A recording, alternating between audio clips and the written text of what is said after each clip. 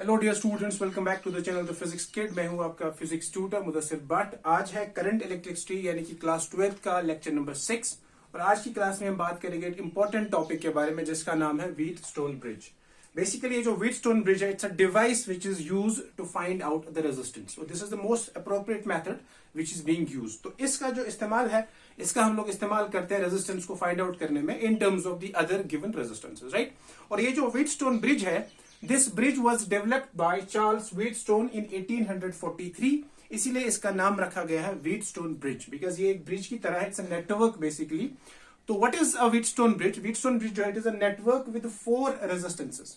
तो ये एक ऐसी नेटवर्क है जिसमें हमारे पास 4 रेजिस्टर्स होते हैं, 4 रेजिस्टेंसेस होते हैं, जिनको यूजुअली हम लोग P, Q, R and S से डिनोट करते हैं। तो ये इसका डायग्राम है, तो धीरे धीरे हम इसको भी डेवलप करते जाएंगे।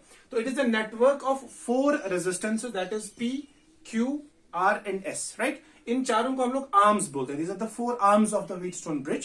तो इसके 4 बाजू है और ये बोला गया कि it's a network with 4 resistances with a cell of EMF। और इसमें एक बैटरी होती है, दैट इज यहां पे रखा गया EMF एंड अ गैल्वेनोमीटर।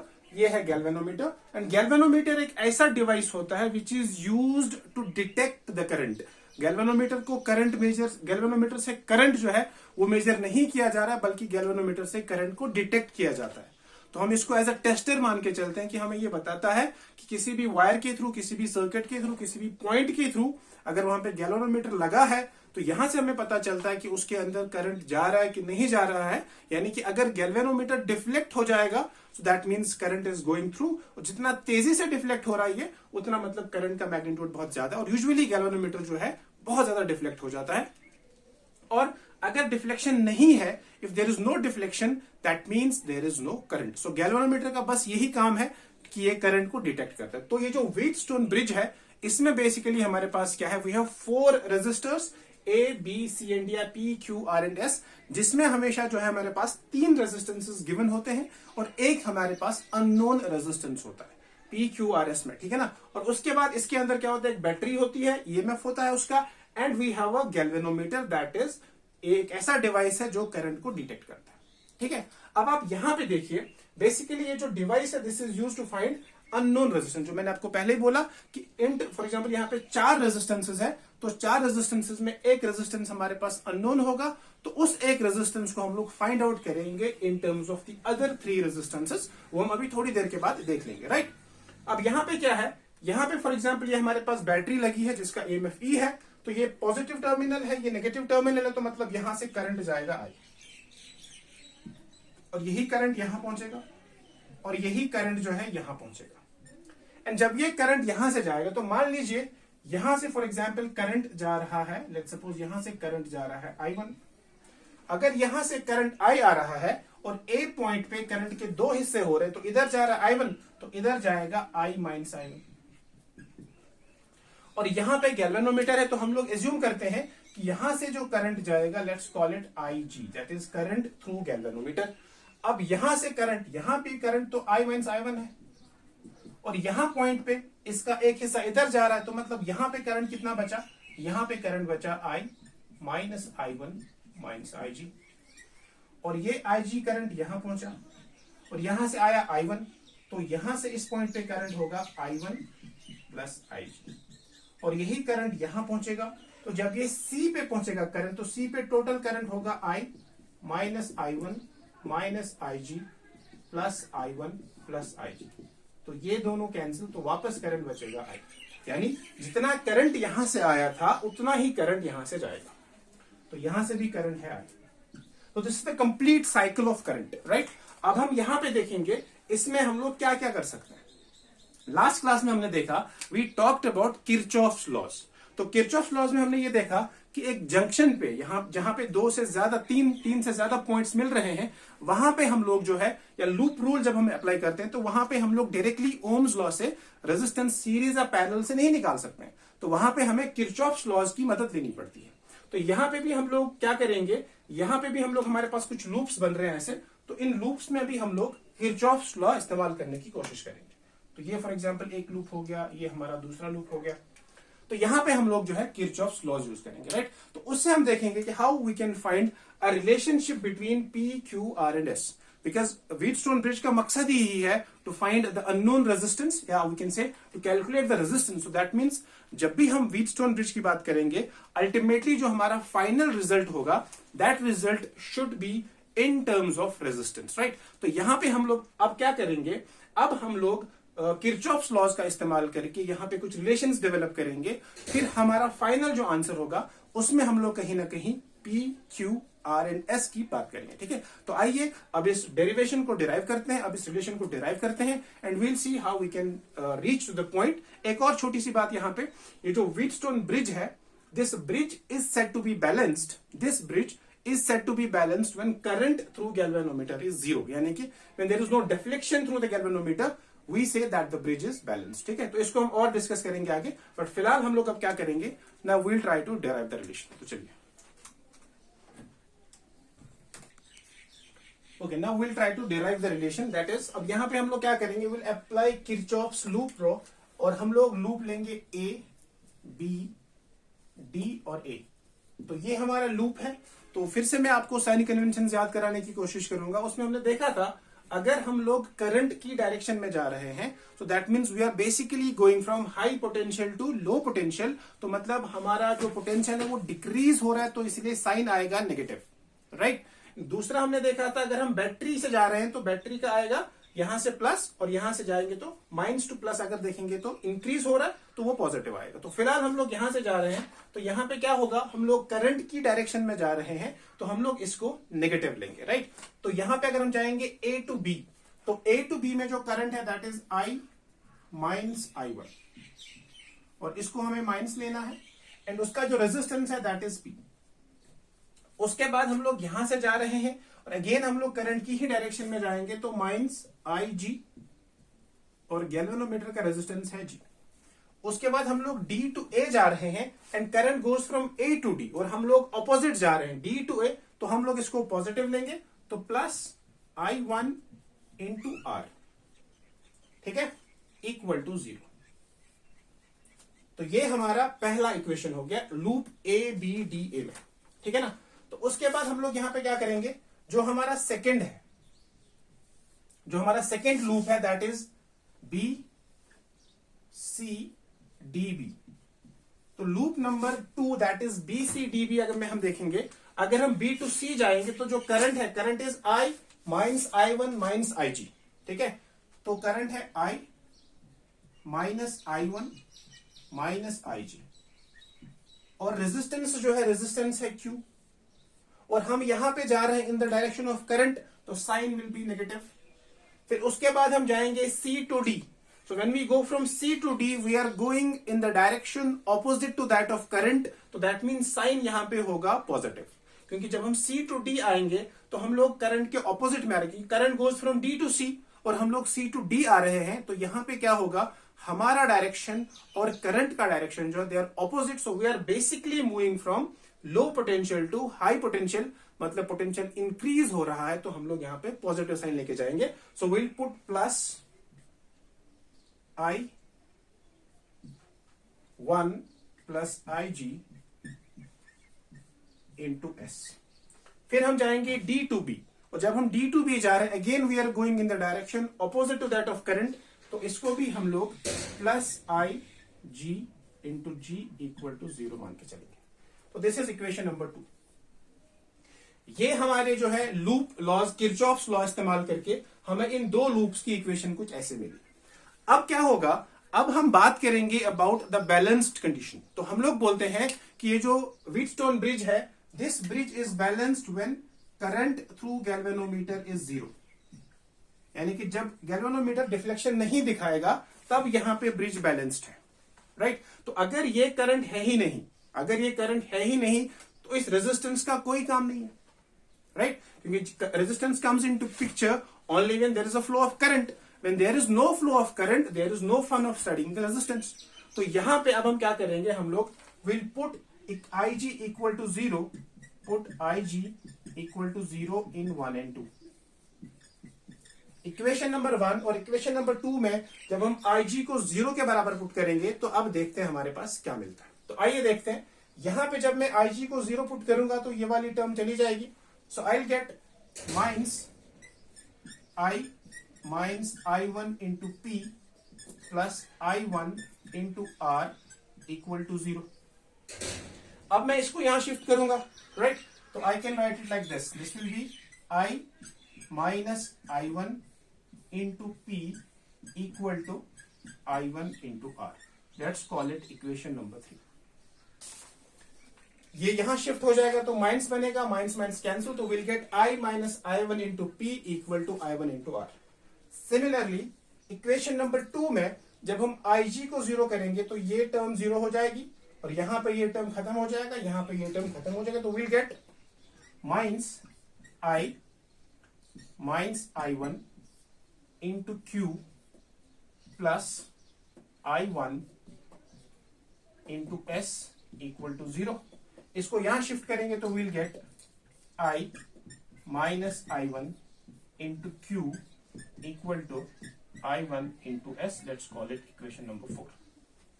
तो सिंपल हमने क्या किया, हमने इन दोनों लूप्स पे किरचॉफ्स लूप रूल जो है वो इस्तेमाल किया और उसमें हमने देखा कि जो नेट पोटेंशियल डिफरेंस होता है दैट इज 0। तो यहां पे हम यहां से यहां गए करंट के ऑपोजिट डायरेक्शन में, तो साइन माइनस आया। तो इसी तरह जहां जहां हम लोग करंट की डायरेक्शन में गए वहां माइनस आता गया और करंट के ऑपोजिट में तो प्लस, राइट? तो उसके बाद हमने देखा कि ये हमारे पास दो इक्वेशंस आ गई, this and this, right? Because I minus I1 into P minus IG into G plus I1 into R एक इक्वेशन, और सिमिलरली हमने इस वाले लूप से भी एक इक्वेशन को डिराइव किया। उसके बाद हमने बात की बैलेंस्ड कंडीशन की। तो when this Wheatstone bridge is balanced, हम लोग बोलेंगे तभी बैलेंस होगा जब current through this will B 0। तो जब इसके थ्रू करंट 0 हो जाएगा तभी यहां पे हम बोलेंगे कि the bridge is balanced, right? अब ये ब्रिज बैलेंस है तो हमने उस कंडीशन को इस्तेमाल करते हुए IG की वैल्यू 0 कर दी। तो जहां जहां IG है वहां वहां हम लोग 0 पुट करते जाएंगे एंड फाइनली हमें मिला ये दो इक्वेशन 3 एंड 4, ठीक है ना? तो उसके बाद हम लोग क्या करेंगे, अब हम इन दोनों इक्वेशंस को डिवाइड करेंगे। So now will say divide equation 3 by 4। So will say 3 by 4। So now what we'll do is we'll divide equation number 3 by equation number 4. So what we'll get is we'll get I minus I1 into P divided by I minus I1 into Q equal to I1 R divided by I1 S। तो यहां पे आप देखिए इसमें हम लोग this and this will cancel out and this will cancel। What we get is we'll get P divided by Q equal to R divided by S। So this is the required result जो हमें चाहिए था। So this is the relation between P, Q, R and S जब Wheatstone bridge balanced है। तो जब भी Wheatstone bridge balanced होगा तो मतलब P by Q equal to R by S। इसका रिवर्स हम बोलेंगे कि अगर आपके पास Wheatstone bridge है और उस ब्रिज के 4 रेजिस्टर्स का रेशो बराबर है, तब भी हम लोग बोल सकते हैं कि ब्रिज जो है ब्रिज बैलेंस्ड है। मतलब तब हम इस बीच वाली लकीर को कैंसिल आउट कर सकते हैं, नलिफाई कर सकते हैं, छोड़ सकते हैं इसको, ठीक है ना? तो इसमें दो तरीके हैं। ये तो हमारा बेसिक रिजल्ट है that is P by Q equal to R upon S। तो अगर कभी कभी आपको ऑलरेडी एक ब्रिज दिया होगा जो हम अभी थोड़ी देर के बाद क्वेश्चन सॉल्व करेंगे, तो अगर उस ब्रिज में आर्म्स का रेशो, रेजिस्टेंस का रेशो बराबर होगा that is P by Q equal to R by S, इन चारों रेजिस्टर्स का रेशो बराबर होगा, तभी हम बोल सकते हैं कि ब्रिज जो है that is in a balanced condition. And when bridge is in a balanced condition that means there will be no current through the galvanometer, there will be no deflection in the galvanometer, तब इस resistance का कोई भी value नहीं होगा।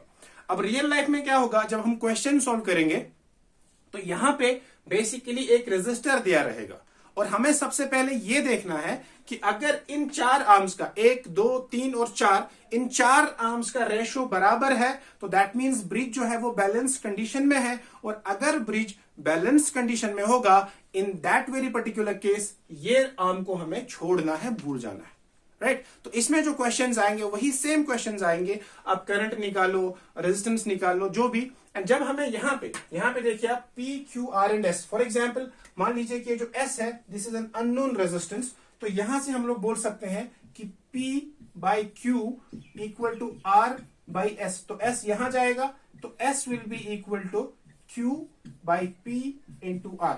सो इसका मतलब ये हुआ कि we can calculate S in terms of Q P and R और पी क्यू एंड आर। तो अगर हमारे पास 4 रेजिस्टर्स में से एक रेजिस्टेंस अननोन है तो हम उस रेजिस्टेंस को निकाल सकते हैं with the help of Wheatstone bridge, और उसकी जो बैलेंस कंडीशन है that is P by Q equal to R upon S. और रिवर्स हम ये बोलेंगे, अगर P by Q equal to R by S है तो मतलब ब्रिज जो है वो बैलेंस्ड है, तब जाके हम लोग इसको निकाल सकते हैं। ठीक है ना। तो आइए इसी छोटे से कॉन्सेप्ट पे, इसी कॉन्सेप्ट पे एक क्वेश्चन सॉल्व करते हैं ताकि उससे हमें ये कॉन्सेप्ट जो है ना थोड़ा और क्लियर हो जाए। तो चलिए ओके, ये क्वेश्चन है। इस क्वेश्चन में हमें क्या करना, we have to find the current drawn from the battery in the given network. तो यहां पे एक बैटरी है, ये बैटरी का जो पोटेंशियल डिफरेंस है दैट इज बेसिकली 4 वोल्ट। ठीक है। अब देखिए, अब जरूरी नहीं है कि जब भी व्हीटस्टोन ब्रिज की बात आए तो उसका स्ट्रक्चर हमेशा ऐसा हो। तो व्हीटस्टोन ब्रिज का स्ट्रक्चर कुछ भी हो सकता है, बस उसमें आपको यह ध्यान रखना है कि वो इस डेफिनेट और इस पर्टिकुलर कंडीशन को सेटिस्फाई कर रहा है कि नहीं कर रहा है, दैट इज इंपॉर्टेंट। स्ट्रक्चर शक्ल से हमें कोई मसला नहीं है, वो ऐसे बना हो ब्रिज जैसा या ऐसे पैरेलल हो, अभी हम देखेंगे इसमें थोड़ी देर के बाद। ठीक है ना। तो हमारे पास एक नेटवर्क है जिस नेटवर्क में 5 रेजिस्टेंसेस है।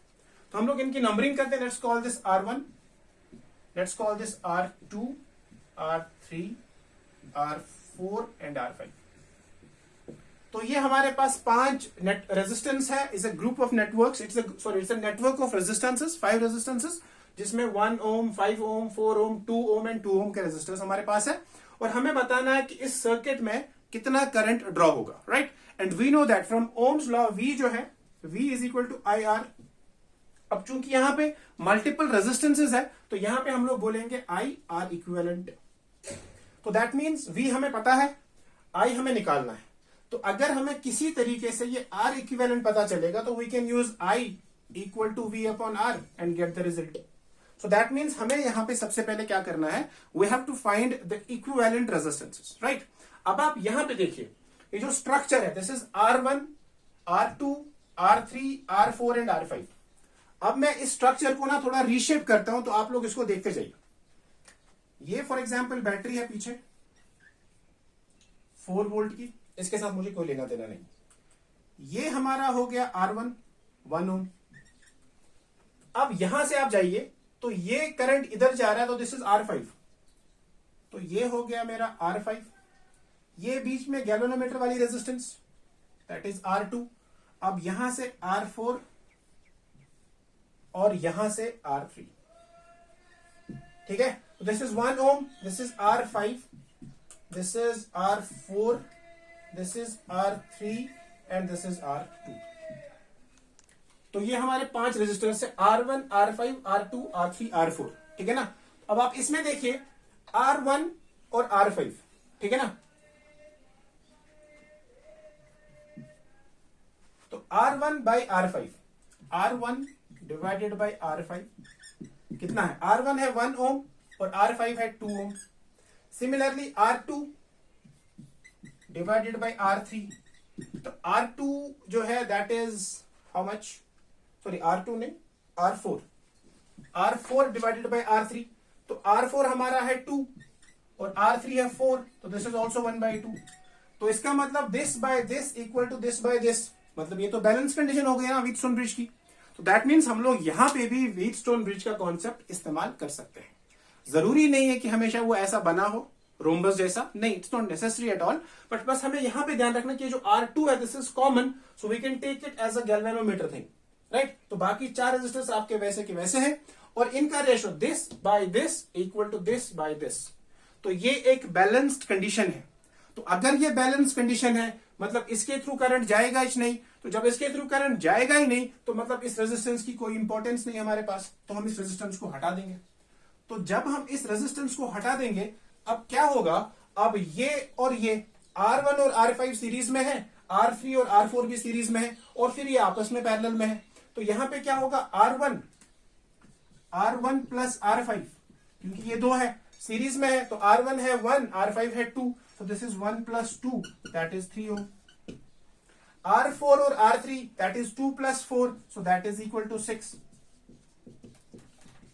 तो इसका मतलब अब ये 2 रेजिस्टेंसेस यानी कि 3 और 6 ये लोग पैरेलल में है, तो इसका मतलब होगा 1/R equivalent that will B 1/3 plus 1/6। तो ये बनेगा 6 और 3 9 divided by 18, so that is 1/2. तो दैट मीन्स आर इक्विवेलेंट जो है दैट इज 2 ओम.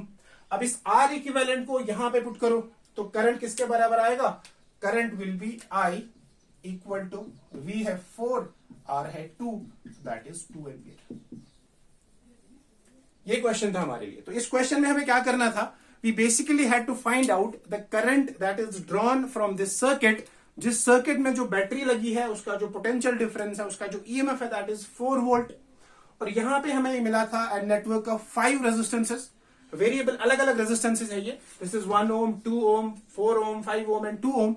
और इस स्ट्रक्चर को हमने थोड़ा सा रीशेप किया एंड हमने देखा ये बेसिकली एक बैलेंस्ड व्हीटस्टोन ब्रिज है.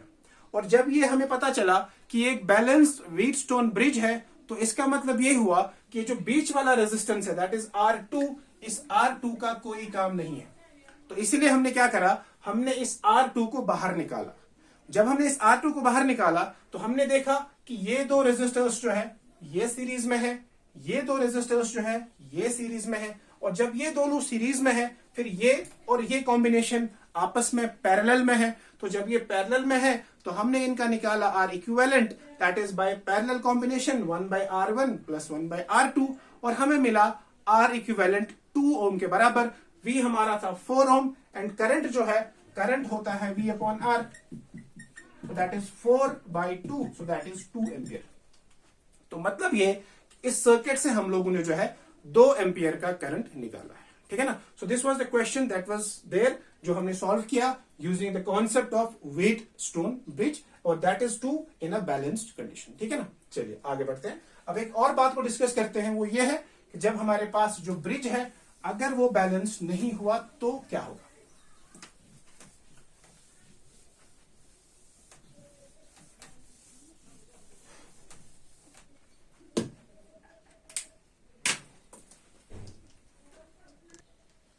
ठीक है, तो अब हम बात करेंगे अबाउट अनबैलेंस्ड कंडीशन. ठीक है, जरूरी नहीं है कि हमेशा हमें जो व्हीटस्टोन ब्रिज मिलेगा that has to be balanced. तो कभी कभी जो है व्हीटस्टोन ब्रिज जो है अनबैलेंस भी हो सकता है. अब मान लीजिए हमारे पास ऐसा एक व्हीटस्टोन ब्रिज दिया गया है जिसके आर्म्स है 2, 4, 6 एंड 8. तो यहां पे अगर हम देखेंगे 2/4 is not equal to 6/8 because this is 1/2, this is 3/4. तो यहां पे हम बोलेंगे कि ये जो ब्रिज है this bridge is not balanced. तो मैं आपको बस इसका ओवरव्यू दे दूंगा कि आप लोगों को ऐसे क्वेश्चन जो है कैसे सॉल्व करने पड़ेंगे. अब ऐसे क्वेश्चंस में क्या होगा? ऐसे क्वेश्चंस में हमको पता है कि we have to use the basic Ohm's law. Ohm's law हमको पता था V is equal to IR. तो इसका मतलब अगर हमारे पास एक अनबैलेंस्ड व्हीटस्टोन ब्रिज है and we have to find the equivalent resistance, तो बेसिकली हमें क्या करना है? We have to find V is equal to IR. तो V is equal to IR relationship में जो I के साथ और भी एक नंबर होगा that will be basically R equivalent. यानी कि जब हम V की फाइनल रिलेशन निकालेंगे that will be I into something and that something will be R equivalent. देखिए इसको हम कैसे सॉल्व करेंगे. सिंपल तरीका है, जैसे हम लोग किरचॉफ्स लूप लॉ जो है वो इस्तेमाल कर रहे थे बिल्कुल वैसे का वैसा करना है. फॉर एग्जाम्पल यहां से करंट गया है I, ये करंट यहां तक है I. अब मान लीजिए इसमें करंट है फॉर एग्जाम्पल I1 और इसमें करंट गया I माइनस I1. अब यहां पे फॉर एग्जाम्पल करंट है I2, तो यहां पे करंट आएगा I2 और यहां से करंट जाएगा I minus I1 minus I2 और यहां फिर से करंट आएगा I1 प्लस I2 और यहां वापस करंट आएगा I. तो दैट मीन्स जितना करंट यहां से निकला था उतना ही करंट यहां से वापस गया. अब हमें क्या करना है? हमें बेसिकली यहां पे लूप लॉ जो है वो इस्तेमाल करना है. और यहां पे हम लोग जब लूप रूल इस्तेमाल करेंगे तो हमें यहां पे कुछ इक्वेशंस मिलेंगे. राइट, तो हमें यहां पे I1 और I2 की रिलेशंस मिलेंगी and we have to find I1 and I2 in terms of I. Right, तो चलिए मैं आपको बताता हूं करना क्या है. बेसिकली जैसे फॉर एग्जांपल ये लूप है, लेट्स कॉल इट ABCD. तो ABCA, तो ABCA लूप में हम लोग क्या करेंगे? ABCA लूप में हम लोग किरचॉफ्स वोल्टेज लॉ इस्तेमाल करेंगे. तो will say minus I minus I1 into 2 ohm minus I2 into 2 plus I1 into 6 equal to 0. Similarly दूसरे वाले लूप है दैट इज या इधर इसको डी बोलते हैं, इसको सी बोलते हैं। तो that is B C D B. उसमें हम लोग क्या करेंगे, will say I minus I one minus I two into 4 ohm, ये माइनस है, plus I one plus I two into 8 ohm plus I two into 2 equal to 0। तो ये दो इक्वेशंस हमारे पास है, तो इन दो इक्वेशंस को हम लोगों को सॉल्व करना पड़ेगा, ठीक है ना। तो यहां से हमें I1 और I2, राइट। इवन हम लोग ये भी कर सकते हैं कि हम लोग इस पूरे का एक और लूप बनाएंगे। For example A B C, let's call it E and let's call it F। तो A B C E F A, ये ऊपर वाला लूप, तो इसमें आएगा minus I one into 2 minus I minus I one minus I two into 4 plus V equal to 0। तो यहां से हमें क्या होगा, हमारे पास 3 इक्वेशंस है, 3 वेरिएबल्स है, हम इनको I1 और I2 को हम लोग I की टर्म्स में लेंगे and we can then solve this question. और इसमें हमें एक रिलेशन आएगा लास्ट में, that is will get V equal to I into something. और वहां पे वो जो आंसर आएगा, यहां पे जो टर्म आएगी, that will be basically R equivalent. तो कहने का मतलब ये है कि जरूरी नहीं है कि हमेशा हमारे पास जो है व्हीटस्टोन ब्रिज बैलेंस कंडीशन में होगा। इट इज ऑल्सो इंपॉर्टेंट कि कभी कभी हमें जो ब्रिज मिलेगा वो ब्रिज जो है अनबैलेंस्ड कंडीशन में भी हो सकता है। तो वहां हमें क्या करना है, हमें सिंपल केवीएल इस्तेमाल करना है, और केवीएल इस्तेमाल करने के बाद हमें लास्ट में यूज करना है V is equal to I R equivalent, और वहां से हम लोग जो है आर इक्विवेलेंट निकाल सकते हैं, ठीक है ना। तो this was all about basically the Wheatstone bridge, और इसकी जो बैलेंस कंडीशन है, अनबैलेंस्ड कंडीशन है, इन दोनों कंडीशंस को हमने थोड़ा सा डिस्कस किया है। एंड यूजुअली आपके सिलेबस में, 12th के सिलेबस में, you only have the balanced condition, but कभी कभी जो है आपको अनबैलेंस कंडीशन भी आ सकती है, तो उसको भी सॉल्व कैसे करना है वो चीज पता होनी चाहिए। इन शॉर्ट आपको याद रखना है कि जो व्हीटस्टोन ब्रिज है, this is basically A network of resistances, 4 resistances, और यहां पे बैलेंस कंडीशन में हम लोग बोलते हैं कि इनके जो आर्म्स का जो रेशियो होता है वो बराबर होता है। And in this case we can find the unknown resistance, ठीक है ना। तो अननोन रेजिस्टेंस को हम लोग इस तरह से निकाल सकते हैं। तो अगर हमारे पास 4 रेजिस्टेंस में से 3 रेजिस्टेंसेस गिवन है, तो 4th वाली रेजिस्टेंस को हम लोग निकाल सकते हैं, ठीक है ना। So this is all about Wheatstone bridge, but इंशाल्लाह in the next class we'll talk about some more other important topics regarding the 12th class current electricity। तब तक के लिए पढ़ते रहिए, अपना ख्याल रखिए, अल्लाह हाफिज।